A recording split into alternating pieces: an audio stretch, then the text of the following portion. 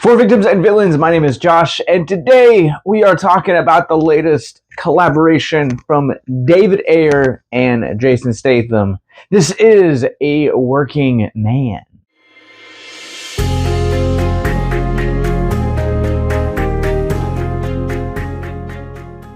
So, A Working Man tells the story of a construction worker that gets hired to hunt down his boss's daughter and ends up finding himself in the midst of drug dealers and human traffickers.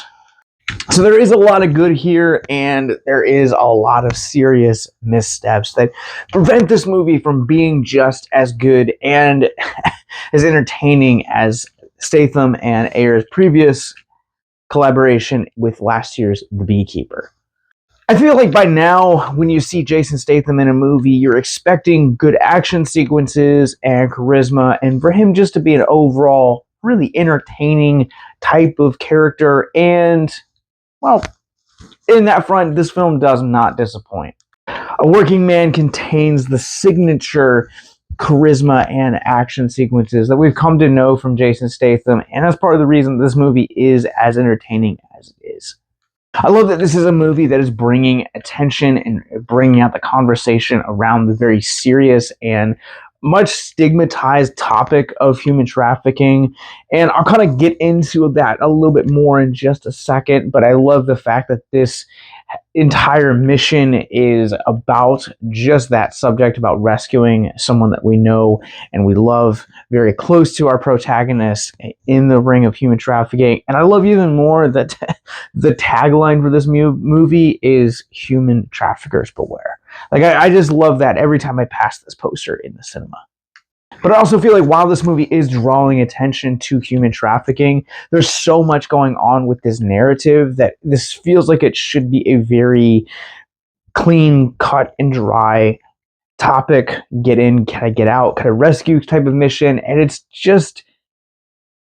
really messy. I do have a love-hate relationship with how they portray human trafficking in this movie. Like, I really do respect the fact that Ayer and Stallone, who wrote this movie, really took this subject and grounded it to our reality to make it feel as authentic as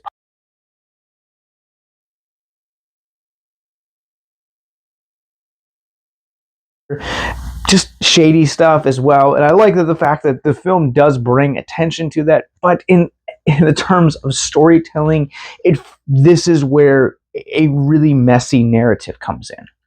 And I feel like from a narrative perspective, solely a narrative perspective, this film really suffers because of that. There are parts of the pacing that just feel overbloated, or that sequences drag on a little bit too long, or also on the opposite end of that, where you just have a lot of exposition that happens and not a lot of action. And don't get me wrong, the action in this is top tier. It's one of the best things this movie has to offer.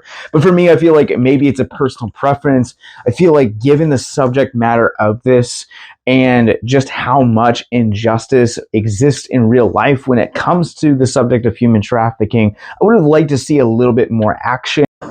The fight choreography in this movie is outstanding, and just the way that Ayer captures this, the low angles, the getting in the midst of the fight, just the fluidity of the camera, again, just prove how great of a dynamic duo Statham and Ayer really are together. And some of the acting in this movie, I'm just going to say it, is inconsistent to say the least. There are definitely performances that stand out in this movie. Statham, a brief cameoed performance from David Harbour, as well as Michael Pena. All three of those really are standout. But so many of these one-note characters are really hit or miss on whether or not their acting is good. Some of them passable, and some of them are really laughably bad. The inconsistencies in this movie are not exclusive or ride exclusively on the shoulders of the acting, but rather the script from Stallone and Ayer. I think this movie does a lot of good in terms of its writing. I think it has one of the best endings of the year that I've come across so far of any film this year. I love the way this movie handles PTSD and the lasting mental health effects among veterans in particular. It has some of the best action that we've seen thus far, but also on the opposite side of that, you have one note and very cartoonish villains. You also have very bloated, overblown portions of the script where sequences just go on way longer than they could. You have characters that add nothing to the plot, and that is just one of the most frustrating things. And so at the end of by the time the credits roll, you are just left with a very messy script that, while this movie is entertaining from a narrative perspective, it's all over the place. But hey, at least the tone of this movie is consistent. With that one said, I am ready to run this one through our Rorschach rating scale. I am going to go ahead and give A Working Man a 3 out of 5. This movie is kind of all over the place in terms of its narrative and characters and acting as well as writing, but it's an entertaining movie at the end of the day, and I think it does a great job at addressing topics like human trafficking as well as PTSD in veterans, and has just top tier action sequences from start to finish. If you guys have seen A Working Man, what did you think? Comment below and let me know. Did you like this one better than Beekeeper? If you haven't seen Beekeeper, what's stopping you? Let's talk about it. Now let's talk about mental health. If you guys are new to our content here at Victims and Villains, we create content like what you're watching right now, simply to not only talk about movie and art, but also to talk about what that art teaches us about mental health, and the hopes to deconstruct the stigma surrounding mental health. As I mentioned, this movie does a brilliant job at addressing the lasting effects of PTSD among veterans. The CDC reported that in 2022, there were 41,484 people that died by suicide. And of that group of individuals, there were 6,407 who had served our country and were labeled or identified as veterans. I am not a veteran. I am not going to pretend to say that I understand what people that have seen the worst of humanity has to offer, and how you process that, how you return to normal life.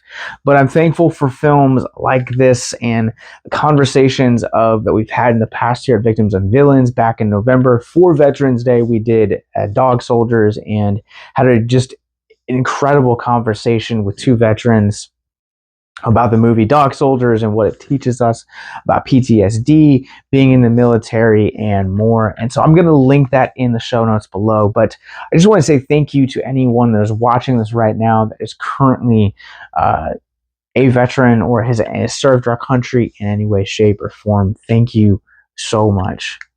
And to anyone that may be watching this that may also be a suicide loss survivor and has lost a veteran to death by suicide, please understand that you also are not alone.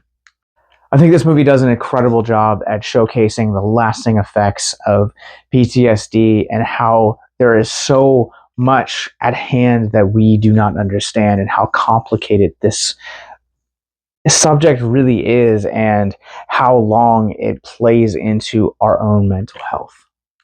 If you or someone you know is watching this and you're struggling with suicide, addiction, self-harm, or depression, happen to be a veteran, or just anyone else really, click the links in our show notes below to check out our mental health resource library. Once again, I'm going to go ahead and recommend our Dog Soldiers live stream that we did last November to kind of continue on this conversation and to hear it firsthand from two people that have served in a branch of our country's military. Thank you for your service. A Working Man is now playing in theaters everywhere from MGM and Amazon. And in the show notes below, you guys will also find links to our podcast network, social media, how to support us via Patreon and Paramount Plus, as well as more movie reviews like this, and that subscribe button. So until next time, keep it classy.